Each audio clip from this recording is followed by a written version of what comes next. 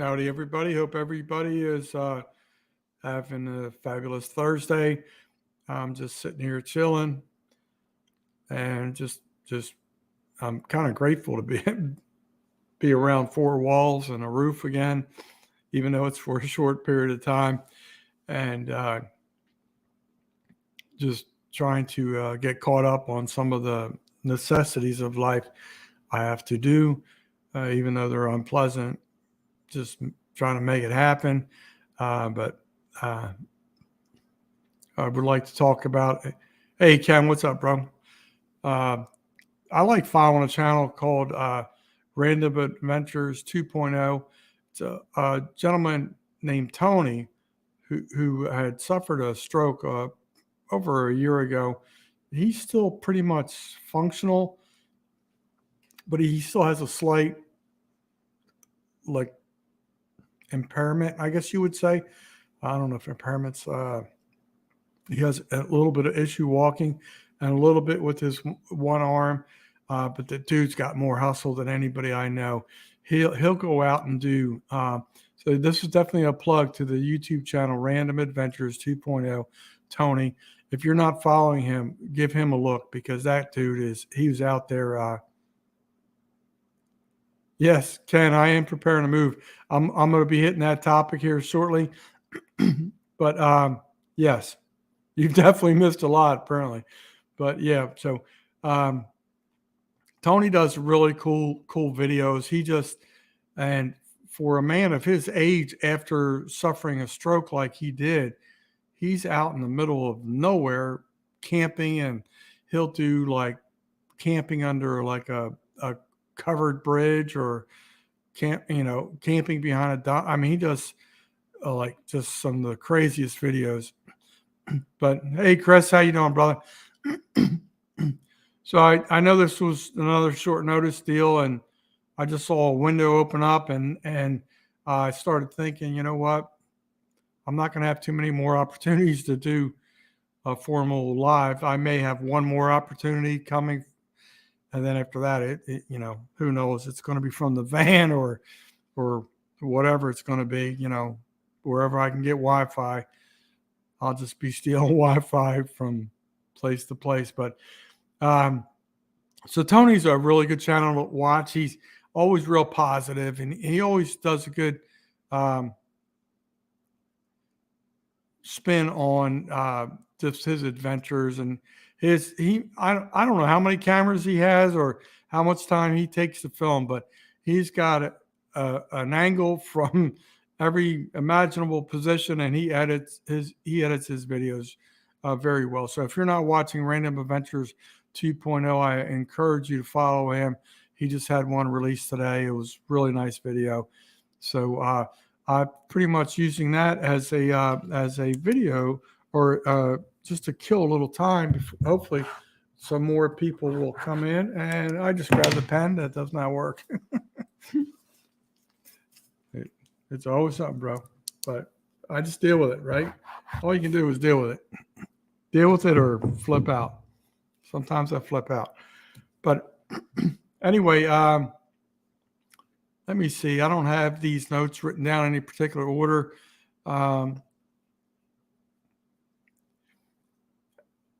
Yeah, Ken, I've been talking a little bit about the Panhandle. I'm going to talk a little bit more about that here shortly. But I've done some travels from Southwest Florida to that region. I had to do it once during Hurricane Irma, and then I just made my first journey, just trying to relocate. Yeah, it's funny you say P.O. Box. I just checked my P.O. Box this morning, I believe. And then that's another thing I got to do. I have to figure out how I can get another P.O. Box in the Panhandle. Can my current one be transferable, or do I have to pay for another one for 6 months and then just forward the mail from this existing one? I know in the United States Postal Service, I'm probably going to have to pay for a second one until this other one, all the mail can be forwarded to the Panhandle. But it's Like I told you, I'm trying to kill some time, bounce around a little bit. So it's weird. I haven't had a lot of opportunity. Yeah, Ted, I've been like super busy, dude. It's just crazy. It's just crazy. Nice to see you pop in here, though. Thank you. Um, this I did a couple shorts here recently, which I in the past I've had a decent success with that at times. I like sometimes I get on this roll and I do some pretty good, and then like sometimes they just bomb, and then I haven't done any shorts in a while just because I didn't feel like I had anything. I just popped out 2 quick shorts, and they did relatively. One got over 1,900 views, one got 2,000 views, and they were both back-to-back days. One was there was a sign I had never seen before in my travels. I thought it was funny. It said something about it was a rest area that had a sign right near the main entrance, and I guess it backed up to a little bit of a swamp, and it said something about you're here at your own risk or something like that.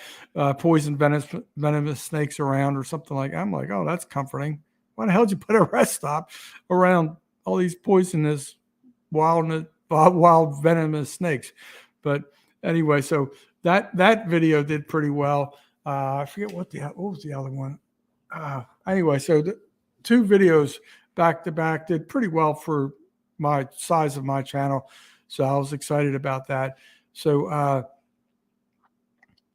then the one thing I like about traveling, I haven't done a lot of long distance traveling lately, but I used to love to do it in the old days.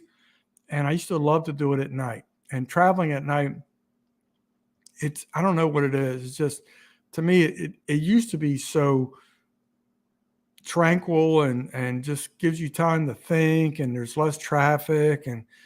But the last couple of days, man, I've had to travel at night, and it just blows my mind how many bright lights are out there, and like the big rigs, and like there's more traffic at night than I'm used to traveling at night when I've done it in the old days. And it's just like, it got to be really hard to drive, like just literally people blind idiots driving with their high beams on, or I guess a lot of the newer vehicles will have the those LED lights or whatever they are, and they're supposed to be brighter. And I don't know, it's just like it's a pain in the ass to drive.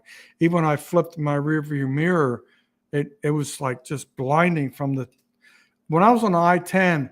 It's a 2-lane road, so it's not like I can scoot over to the slow lane, or you're pretty much in the right lane or the left lane, and it was really hard to drive.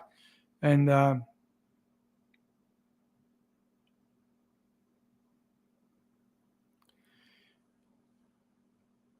yeah, the Wawa thing was kind of like 2 quick random thing. That was another quick random thing. The initial video that I did do about the prices, that's the one that got over 2,000 views. And I was kind of surprised about that. And come to find out, when I got up to my final destination, my region where, I'm probably going to be relocating somewhat in that region, Pace, Florida, there was a place up there that had unleaded gas for $2.95 a gallon. I was like, whoa, talk about a big change. I thought 310 was cheap. And like I said in that video, I had just spent $3.49 in Fort Myers for fuel, prior to my departure. And there was a couple other places a little bit cheaper. And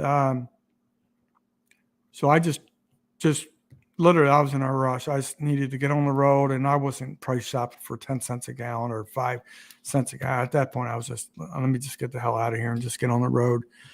And because I didn't like the whole process of having to pack up and doing all that. I felt like I was just under too much pressure, too much of a urgency to get out. So I did it, but some good things happened along the way, which I was really happy and great. That's another snaglet. Happy and grateful. Happy. that happened. And then, so it's weird just seeing seeing some of the rest areas up there. Some are just really nice. Some are really easy and convenient, like your typical rest areas. What I'm used to, traveling up and down the East Coast, you just go right off the interstate. You pull in and you go in. They tell you the trucks go one way, cars go one way. There's a building. You go in there and do your business. You can have vending machines, get back on your vehicle and get back on the interstate. No, some of these, like when you're getting towards the outside of Tallahassee, going towards Pensacola, it's not real I wouldn't call it mountainous, but I'd call it like rolling hills. And some of them are like definitely some, I would say, small mountains. Definitely dips, like long dips that if you had a truck that was out of control, you wouldn't want to be going down that hill. But and I didn't see any of those truck runoffs, but a lot of the traveling I was doing this night time too. So I know, like in West Virginia, stuff like that, they have those crazy runoffs for the truckers. But the couple of these rest stops, they tell you to get off, and you get off, and there was two of them that I remember vividly. I get off, and then I'm thinking, like, did I misinterpret? And you're going around, you're just driving around, and I literally went like a mile twice on two different rest stops that I thought I was like, oh, I don't know where. You're not seeing any signs, and it's all these like twisty, windy turns. You're not seeing any other vehicles, and all of a sudden, boom, a mile later, you're way in the background of unknown territory, and there's a little rest stop there. And it's nice when you're there and you realize, okay, I didn't make a mistake, but that was crazy. That was like another adventure. And then so I want to acknowledge definitely Ted for popping in, Chris, and yeah, the hot dog hustle. That gal, I'm going to talk about her. I've actually have her on my little quick list of topics to talk about. But let me cross off a couple of these because I wasn't doing too good a job as I was talking about that. But since Chris mentioned it, I'm going to talk about the hot dog hustle, or a cart called the Hot Dog Spot, HAWT Dog Spot. That's a young lady named Sierra. It was so weird. I stopped at this. I'm going to kill two birds with one stone because I also have this on the list. I was at exit 283 off of I-10, and there was I just randomly get off at an exit, and I think I was trying to get fuel, and there was a place called Busy Bee, and Busy Bee looks like what a lot of people would talk about Buc-ee's being in different regions of the country. Everybody's talking about Buc-ee's, how big they are. The Busy Bee probably didn't have as many gas fueling stations as I hear people talk about Buc-ee's, but they probably had 28 or 30 pumps. And when you go inside, it's very similar.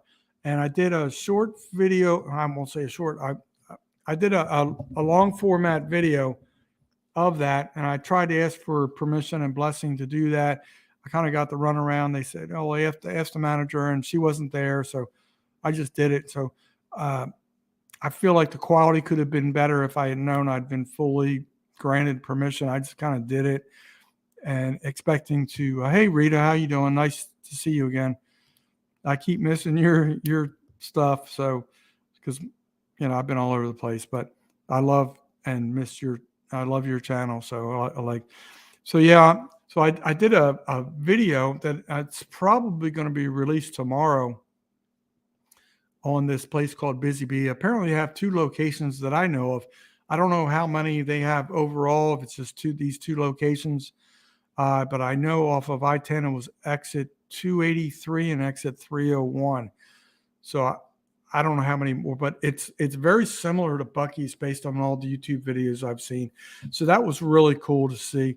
And but so when you get a chance,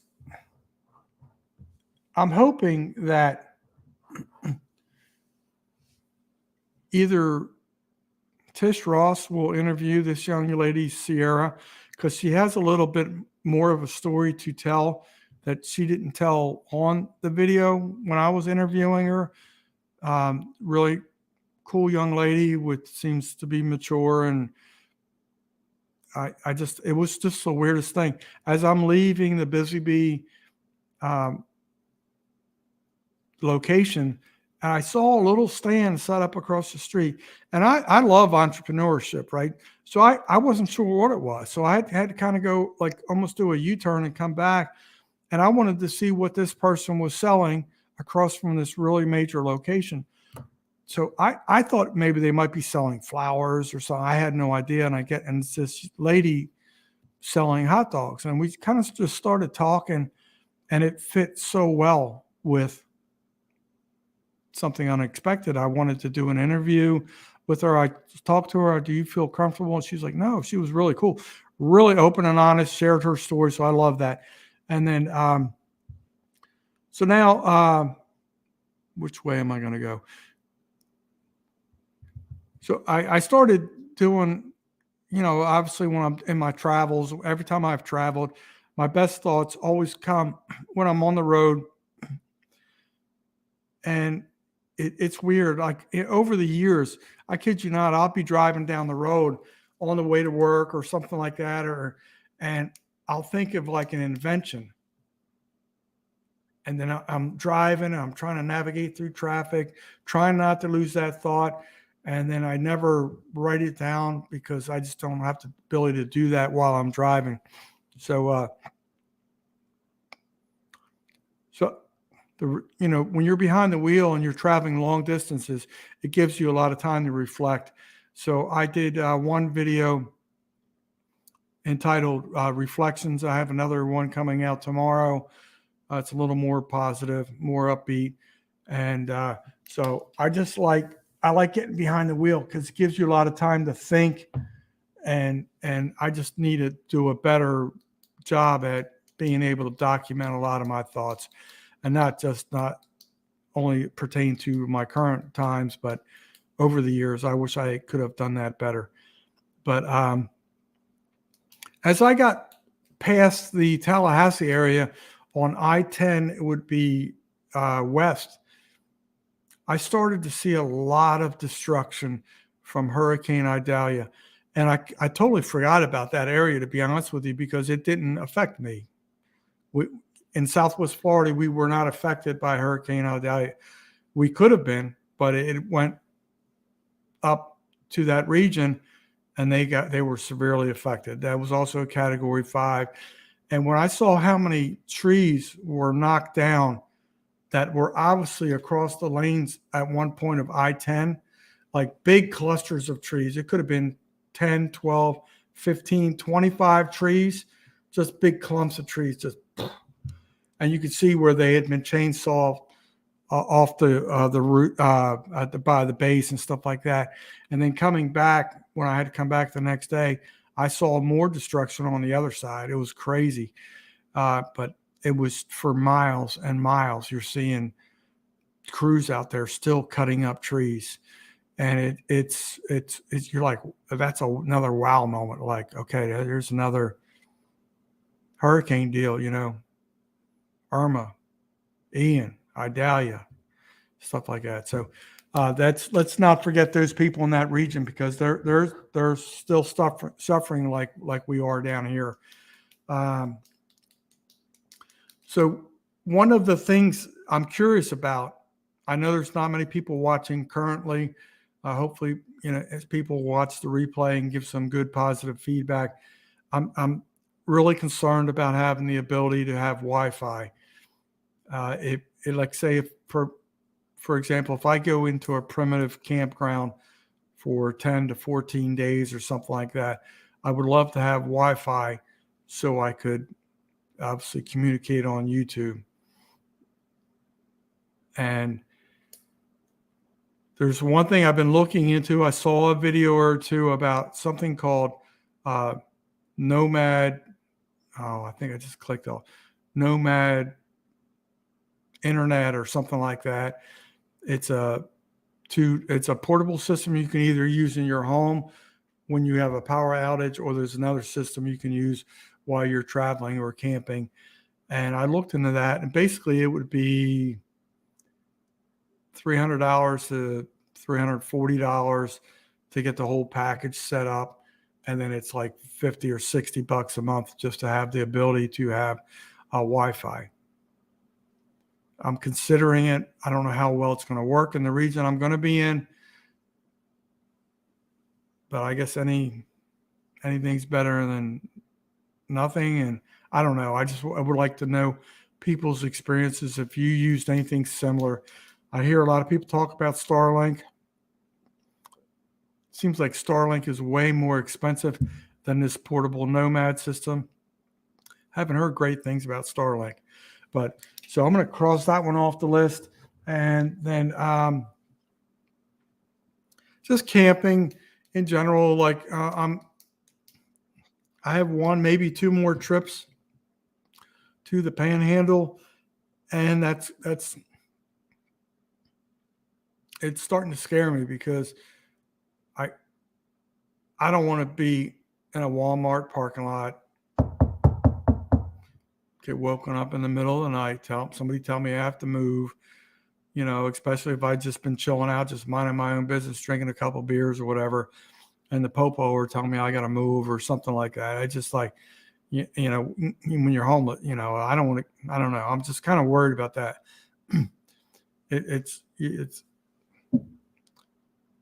I'm not in a position where I can spend $35 every night to go to a campground. I would like to possibly do that every 3 or 4 days if I can find the availability. And the other thing is, I don't actually have it on the list, but I want to get a Jackery. So if I do go to a campground, I can plug in one of these Jackeries and get the full charge. But keep in mind, the Jackery I want to get would be the cheapest version, like $240, $250, whatever. I forget how many watts it is, but if I can keep that charged, and then if I have to go to a primitive location the next night and just use it just to connect with Wi-Fi or whatever, or something like, I don't know, or just, I don't know how long those things last on a charge. If I have employment, can I pull the Jackery and drop it off and plug it in with my employer while I'm working, have it let it just charge up for 3 hours and unplug it when I leave, at the end of the day? Is that an option? I don't know how long those things work. I'm not real well versed on that, but I'm not in a position where I can go out and spend $1,000 on a portable generator.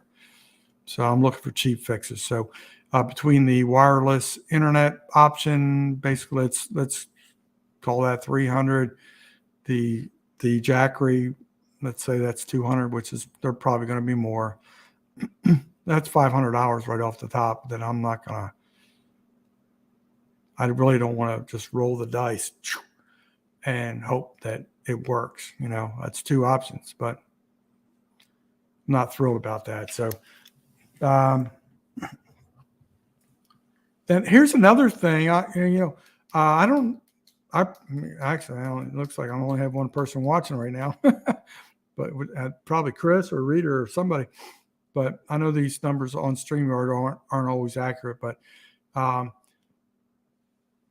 Governor DeSantis, who's running for president, in the last few days, I need to find out more information. I don't know all the details about this, but for state park memberships, from when he announced this, which was a few days ago, until Thanksgiving or the end of the year, he is offering 50% off all state park memberships in the state of Florida, which is really cool. I don't think that has any influence on the camping. I think that's just to get into a park, so I thought that was pretty cool because I've discussed, if that is my option, go into a state park in the morning. If I've been primitive camping, go in there and use their shower facilities, and then leave and go to my employer, and then just repeat the cycle. So that was something that is an option. I need to explore that. That may be on my list of things. The local state park up the road, I'm going to talk to them about that. So I'm going to cross that one off the membership. I'm 99% sure it doesn't give you any discounts on like camping overnight. I think it just gives you discounts on entrance into a park. I could be wrong, but that's why I'm going to explore it tomorrow at a local state park. So I just talked about showering. Yeah, I'm not real thrilled about showering in like random places, and it's so nice when you like.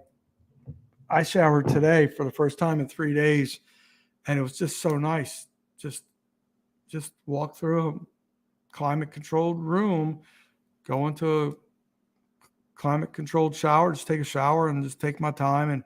But when you're in like a public place, it's kind of like a little bit eerie, you know what I mean? Like, especially if I'm walking, from a campsite to a building, an out-building where there's a shower. Yeah, I'm grateful that there is a shower and availability to do that, to shave and stuff like that. But when I had to sleep in the van the other night, it was 43 degrees, and this is the middle of October, and this is in the Panhandle of Florida. It dropped to 43 degrees. I'm like, hey, what am I doing? Am I stupid, right? 43 degrees. I made it through the night. I didn't sleep great. I didn't have the greatest setup. And so I'm looking. I think I have most of the things crossed off. Two more things I do want to talk about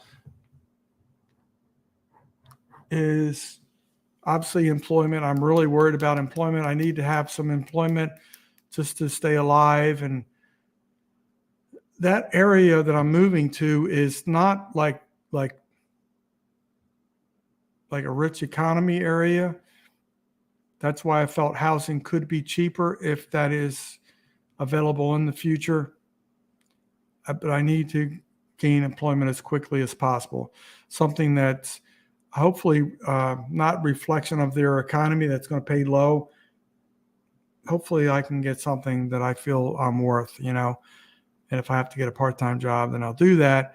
I'm not thrilled about working a full-time job, a part-time job, and having no life and just working just to stay alive with zero pleasures in life. So I'm kind of worried about that. There was something else there I was thinking about as I was talking. I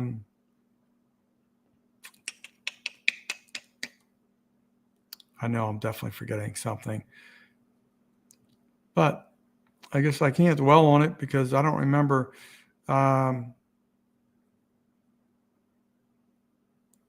Just wanted to pop in and say hi to you guys. I liquidated like a lot of my furniture, my assets. I gave over half of my stuff away to, I don't know if you guys are familiar with the store called Restore. It's part of the Habitat for Humanity community. And I have a couple more trips tomorrow to give them some more stuff. I just need to be done with all the big, heavy objects that are burdens, and then I can just work on. And now I just remembered the one thing that I forgot to talk to you about that I'm talking about in a video that's coming out tomorrow. I ordered originally I was going to build a bunk around the wheel well on my van so I could have a sleeping area. And then I realized, I don't have somewhere I have a miter saw. I don't know if it's still in my mom's garage. I don't know where it is, but then just thinking about all the materials and all this. And then I had looked into cots. All the cots I had seen have all these cross members that would obstruct and wouldn't fit around the wheel well. And even Pooch from Full Blown Country had suggested a cot. And I was like, I'm thinking like, yeah, that's a great idea, but you have to think about the contour of the vehicle. And then all of a sudden I kept checking I was just kept checking for different options for a while. And then I found one cot that looks like it's going to work.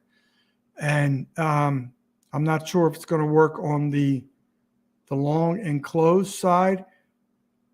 I think it will, but there's also that little obstruction from the fuel neck for the gas tank so that could hamper it a little bit. But I ideally would want it on the other side where I have the barn doors. And I think that would work out better if it's going to fit. I think it will. But what I'm trying to tell you is when I originally ordered it, I had so much stuff going on. My mom was like calling me like 40 times and, some other stuff going with the other individual involved in this process. And my brain was just like sizzled. So when I ordered it, and then I realized I didn't realize until the next day after I ordered it, it was shipped to my old address where I no longer live.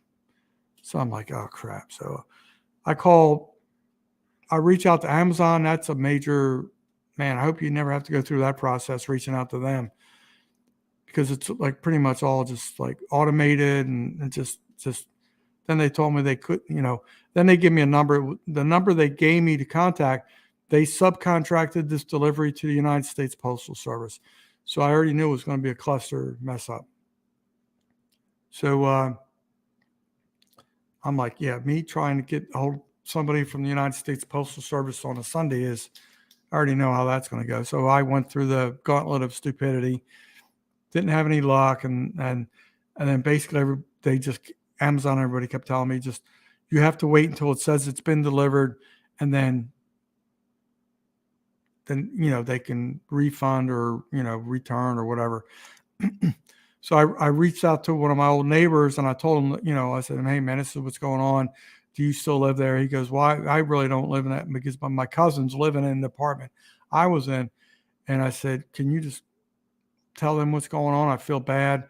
I didn't want the landlord to basically steal this cot or whatever, and I didn't know what was going to happen. And I didn't want to be on the grounds and have the landlord be all bent out or, have accused me of trespassing or coming in there burglarizing or anything stupid like that. So I was trying to CYA, but then I was killing time on Monday and I kept checking the tracking, kept checking the tracking.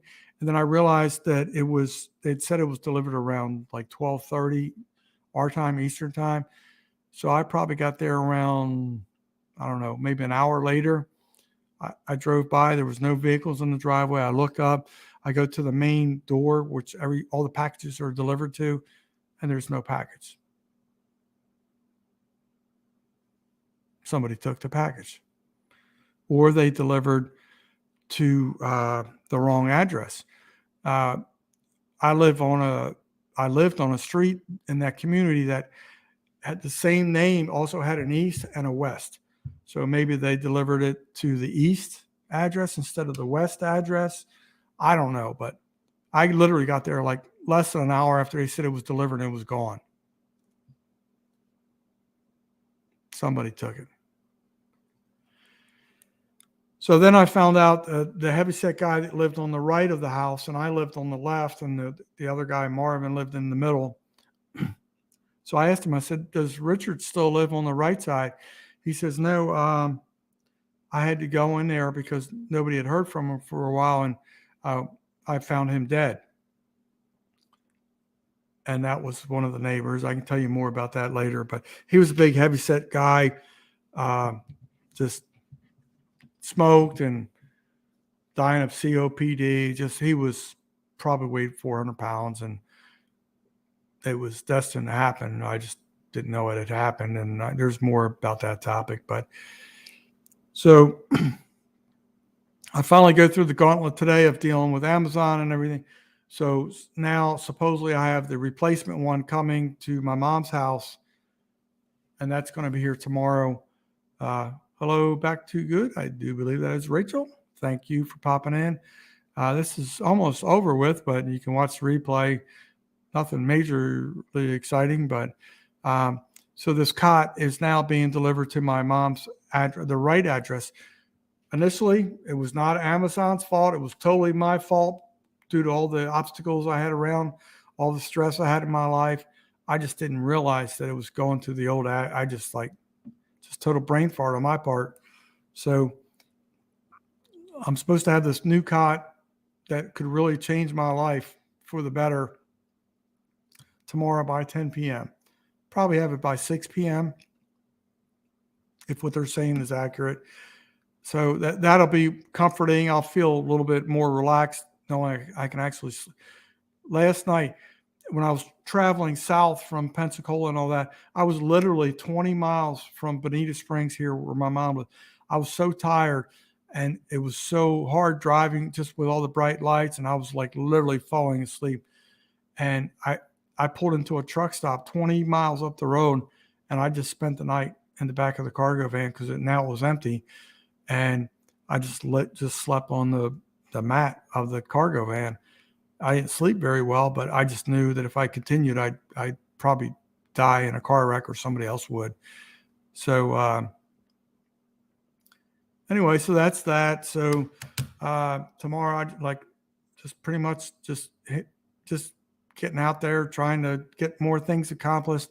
I'd say 80% of my stuff purged from my local storage unit. I'm probably going to try and get that done. I need to sweep it out, and all those outdoor storage units, you tend to get rodents. So there was a lot of signs of rodents had been in there, and I was able to clear that off, and there's still a dead rat in my storage unit, and so I just got to basically clean and purge that out to make sure I'm not going to get billed for leaving a filthy storage unit, even though it was their rat, not my rat, some other stuff. So I just got to clear out a few more things, just a little bit of wall art and stuff like that. So I'll feel more relieved once I'm out of that. And the more things I check off, the more things that are not overwhelming my brain, I'll feel better. But hopefully that is one thing I can resolve tomorrow. A couple things need to go to the dump, and it's like all these things are like, it's not like it takes 10 minutes. Okay, in 10 minutes, like these things take an hour or two. Like I got to drive an hour round trip just to get to the dump, wait in line and stuff like that. So it's just a long process that I really don't like, but it is what it is at this point. So I'm going to tap out, folks. I've been talking for almost 40 minutes or so. I'm just trying to share a little bit while I have this opportunity. I actually have an indoor facility, and I may be able to do another one. I'm not sure what my schedule is going to be. I would like to leave Sunday or Monday. I may have to wait until Tuesday for another reason.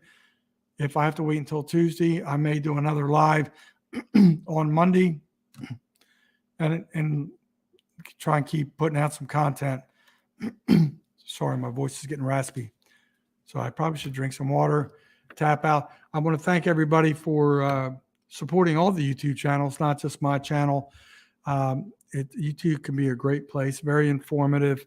It's unfortunate I haven't been the best follower of other channels, just with all the stuff going on in my life. Like Rita popped in, and I feel bad that I used to be a regular contributor to her channel, and then back to good. I'd like to learn more about her channel, some other channels, and it's just difficult. It comes down to the distractions around me, availability, and stuff like that. So with that, I'm going to say thank you all, and that's all I can say is just thank you. You don't know how much I love YouTube. I appreciate YouTube. I appreciate you guys.